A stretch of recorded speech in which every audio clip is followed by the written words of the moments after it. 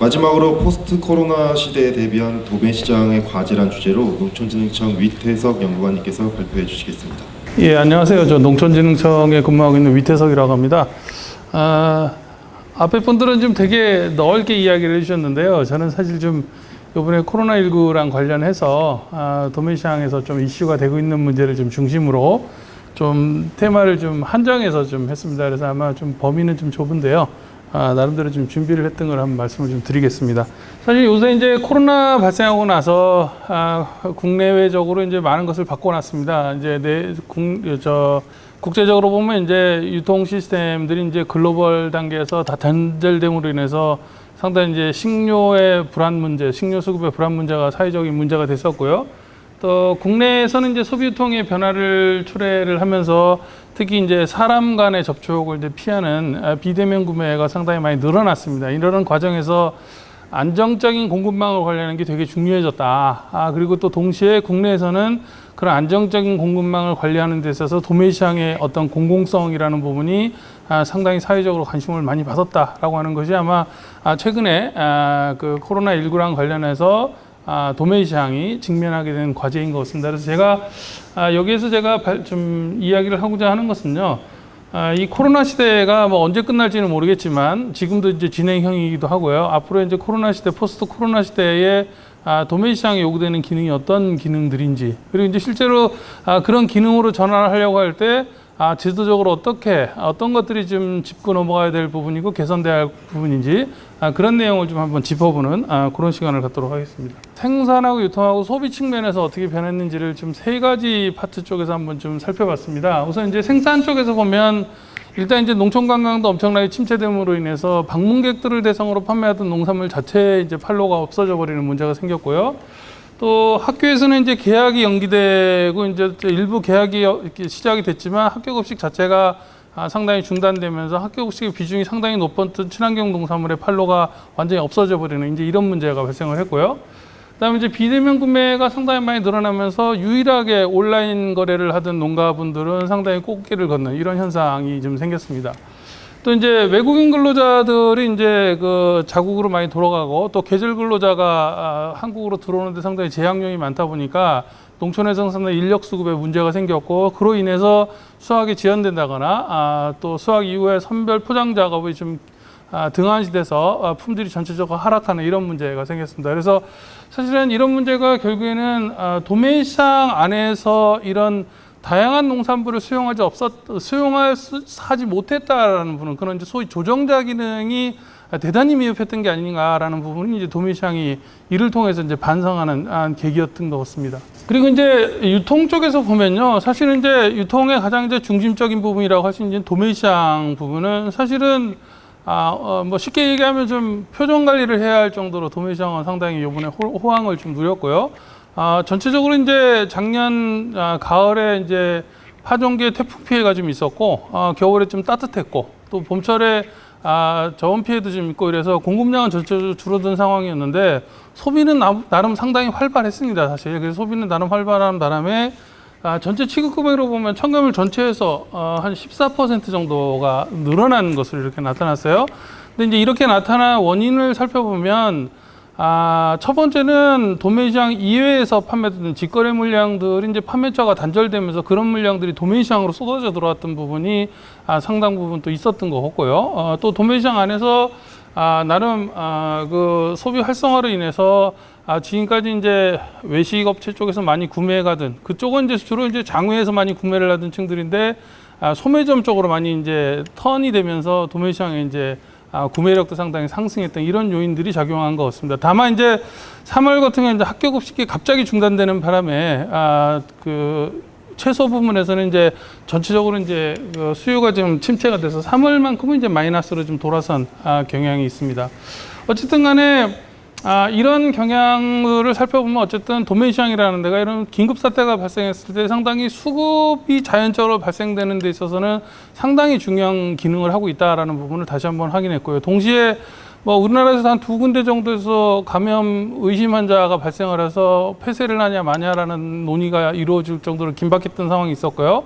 가까운 중국의 이제 북경의 신바티 시장 같은 경우에는 실제로 감염자가 발생하고 나서 물가가 급등했고 또 외식업체나 소매업체까지 연쇄적으로 이런 파급 효과가 생기는 그런 면에서 다른 지역이 아닌 도매시장에서 사람들이 그 감염자가 발생했을 때 그 발생하는 피해 규모라는 것은 일반 사회에서 발생하는 규모하고는 전혀 다른 양상으로 나타나더라. 그래서 사실은 이런 도매시장에 있어서의 어떤 사람과의 접촉을 최소화시키는 방안이 무엇인가라고 하는 부분에 대해서 더더욱이나 사회에서 관심이 좀 높아졌던 그런 시기였던 것 같습니다. 그래서 도매시장 안에서 이제 비대면 거래를 어떻게 확충할 것인가라고 하는 부분에 대해서 이제 관심이 많이 고조되었었다 이렇게 볼 수 있을 것 같습니다. 마지막으로 이제 소비 쪽을 보면 사실은 이제 저희 농촌진흥청에서 소비자 패널을 대상으로 저희가 한 3차에 걸쳐서 소비자 조사를 한번 단계적으로 진행을 해본 적이 있는데요. 그거를 통해서 코로나19 발생 이후에 소비가 어떻게 변했는지를 보면 첫 번째는 대인 접촉이 적은 구매 장소를 선택하거나 아예 사람을 접촉하지 않는 구매 장소를 선택하는 경향이 아주 심해졌다.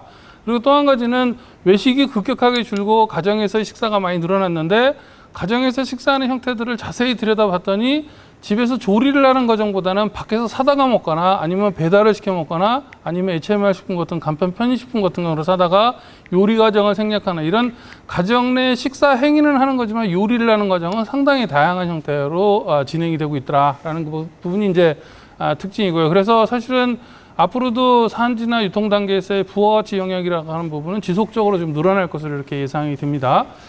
그리고 이제 보관 가능한 농식품의 구매가 상당히 많이 증가되는 이런 경향을 보였고요. 국산 농산물에 대한 선호도가 상당히 높아졌습니다.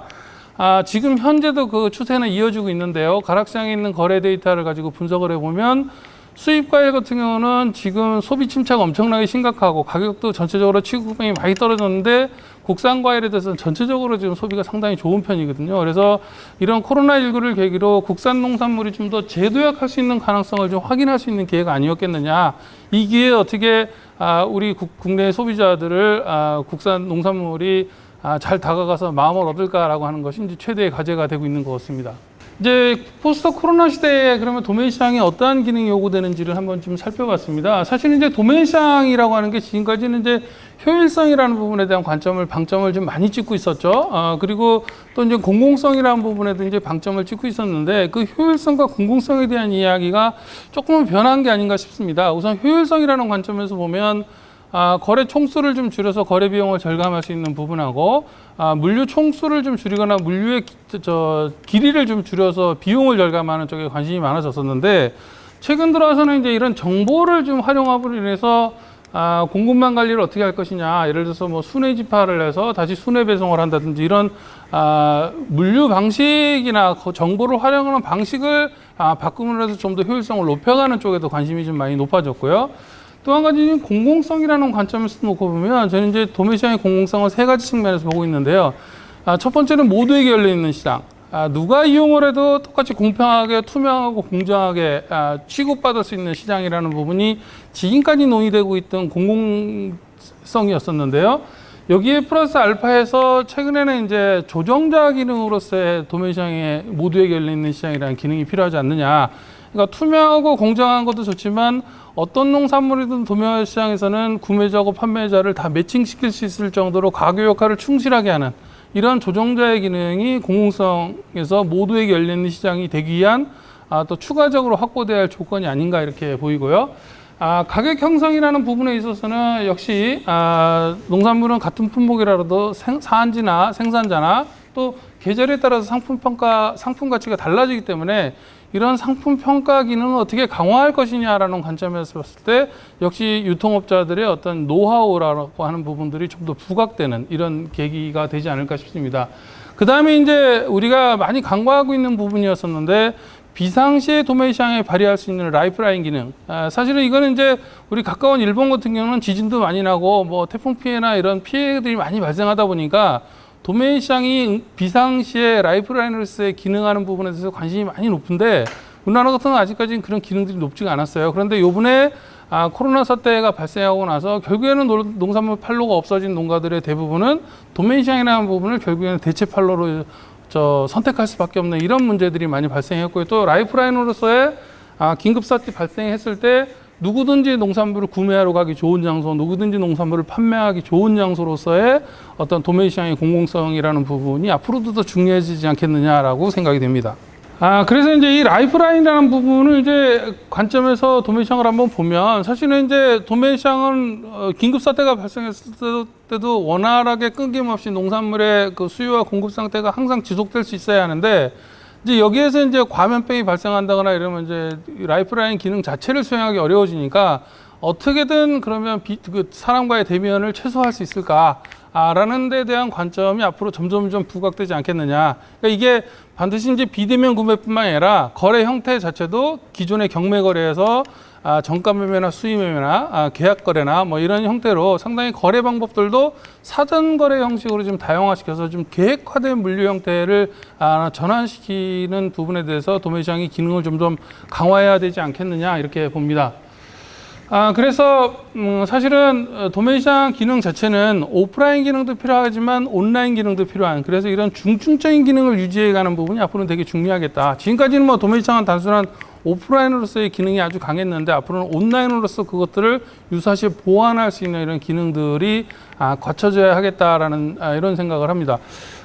우선 요거랑 아주 유사한 예로요. 일본에서 이번에 코로나19가 발생하면서 오사카의 화훼시장, 저기 대표적인 화훼시장이 이제 쯔루미 화훼시장이라는 데가 경매를 중단했습니다. 경매를 중단하고 싹 다 재택 경매로 돌려서 온라인으로 원격을 통해서 꽃을 구매할 수 있게끔 싹 다 전환했거든요. 그래서 상당히 처음에 우려가 상당히 많았는데 아주 성공적으로 화훼를 거래하는데 전혀 불편함 없이 성공적으로 끝났어요. 그런데 그 원인들을 잘 살펴보면 사실은 다양한 사전적인 거래를 통해서 상당 부분의 물량이 좀 예약형으로 물량이 이미 소진이 되고 있었다라는 부분이 가장 큰 그 성공 요인이었었고요.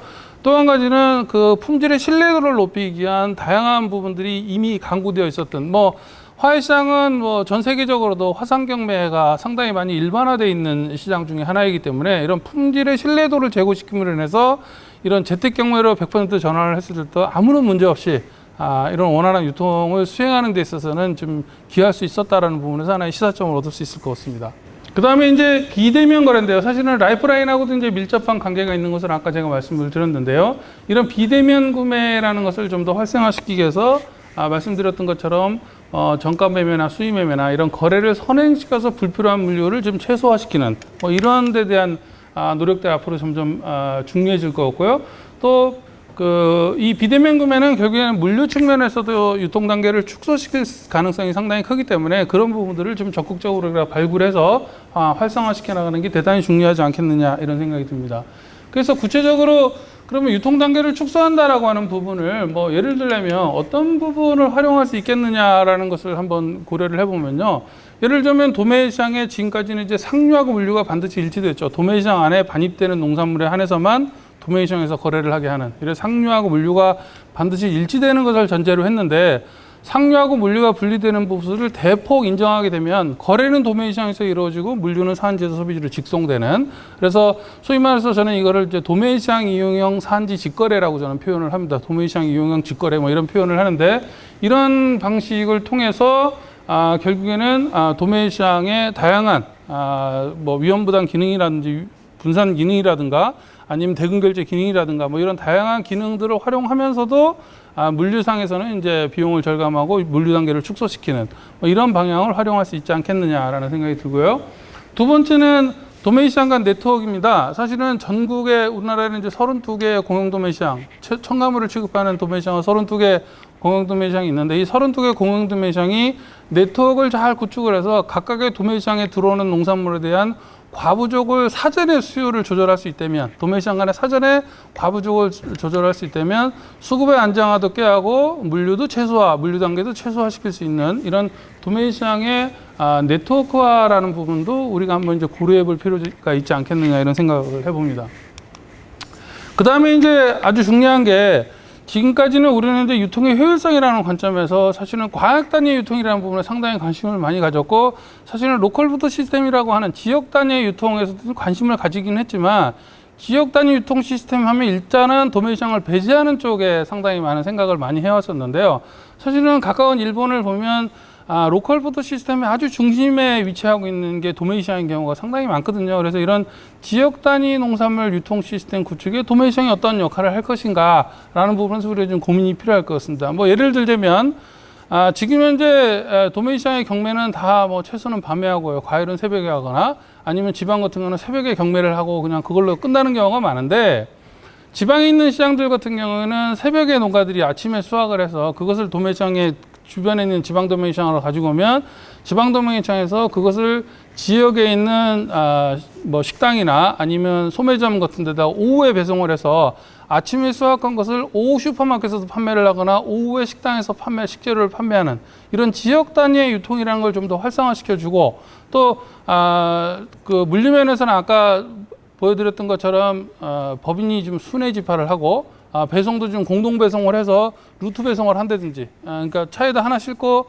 거래처별로 이렇게 돌아다니면서 물건을 배송해주는 이렇게 함으로써 물류 비용을 절감하는 뭐 이런 활동들을 통해서 지역 단위 농산물들을 좀 더 활성화시키고 또 이것들은 사실은 대규모 소비지 거점 시장에서는 절대 흉내낼 수 없는 유통이고요. 또 전국 단위로 체인을 전개하는 소매점들은 아침에 수확한 물건을 오후에 판매한다는 건 사실상 불가능한 이야기에 가깝습니다.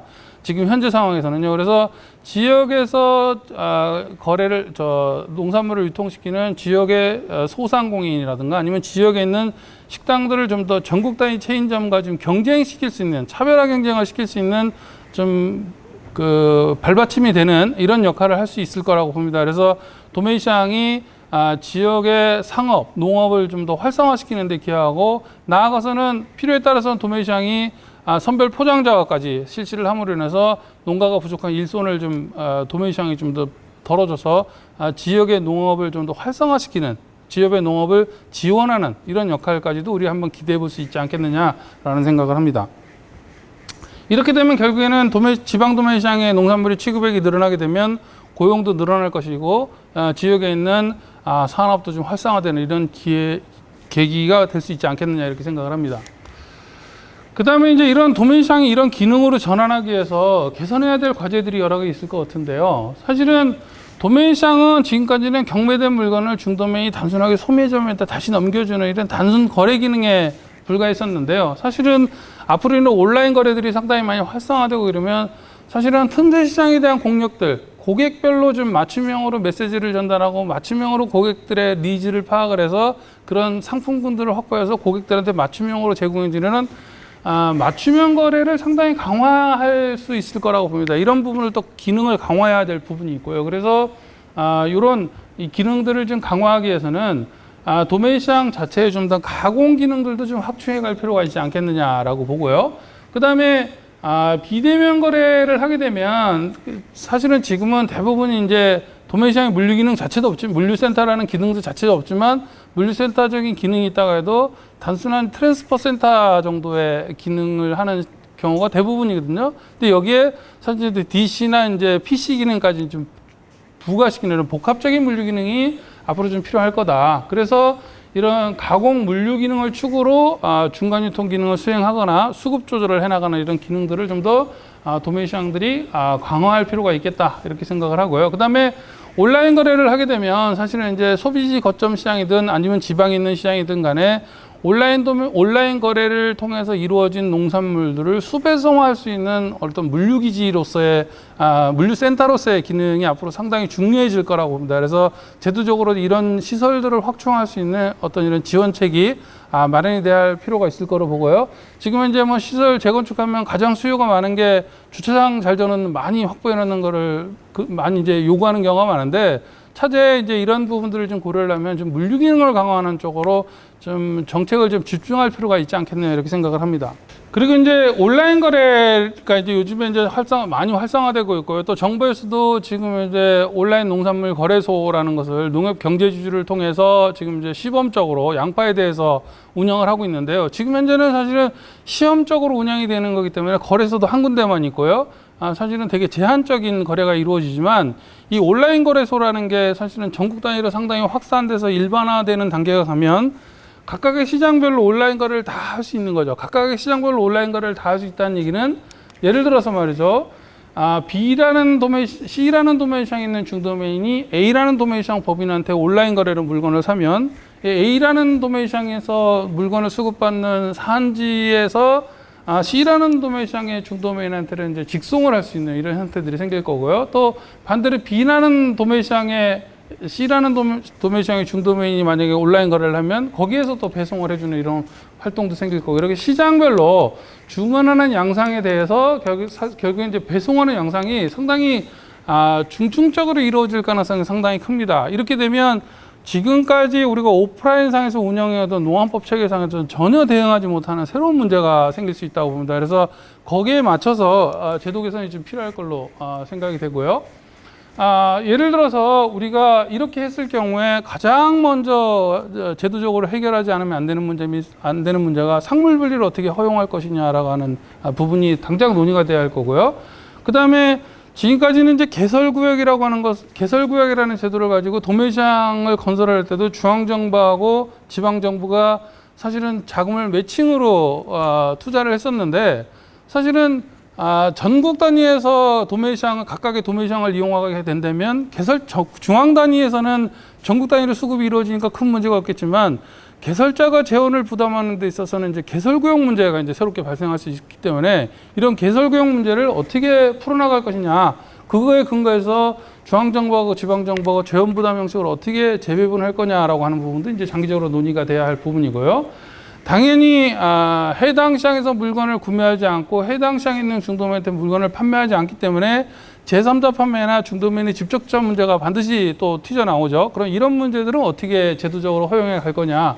그리고 실제로 그러면 도매시장이 반입되지 않고 거래가 이루어졌는데, 그러면 도매시장 시설 사용료는 어떻게 부과할 것이냐라고 하는 부분도 검토가 돼야 될 것 같고요.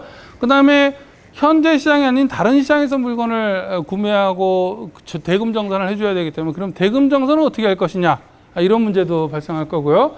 또 온라인 물건을 보지 않고 거래를 하다 보니까 다양한 분쟁도 발생할 수 있는데, 그럼 분쟁 조정을 어떻게 할 거냐, 어떤 방식으로 룰을 만들어 갈 거냐라고 하는 부분도 좀 검토를 해야 될 부분이고요. 또 실제로 거래를 하다 보면 코드는 어떻게 전국 단위로 표준화시켜서 가지고 갈 거냐라는 문제, 그리고 온라인상에서 제품을 설명하는 그 메시지들은 어떻게 표준화시켜서 누가 봐도 알 수 있는 메시지로 표준화시켜 갈 것이냐, 뭐 이런 다양하게 우리가 검토를 해봐야 될 부분들이 생기고요.